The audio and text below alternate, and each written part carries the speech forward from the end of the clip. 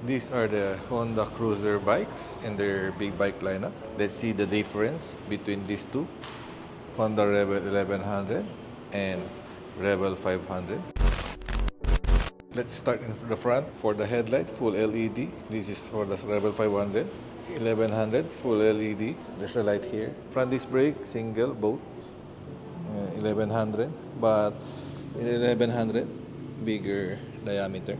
For the tires, much fatter in the Rebel 500, 130 by 90. 1100, 130 by 70 only.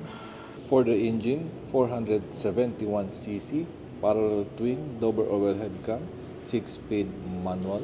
For Rebel 1100, 1084cc, parallel twin with DCT transmission.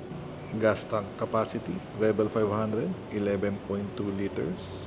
For Rebel 1100 gas capacity, 13.6 liter. Rebel 500 meter panel, negative LCD.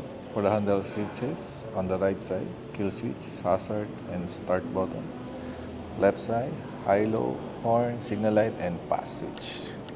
Rebel 1100 meter panel, a TFT display with Honda Road Sync. Handle switches on the right side, kill switch and starter combined. Cruise control button, hazard, and for the DCT buttons for neutral, drive, or manual. For left hand switches, handbrake, then mode selector, high-low pass,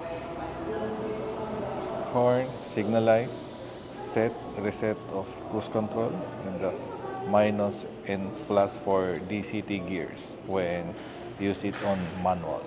No clutch lever and no gear selector in the peg.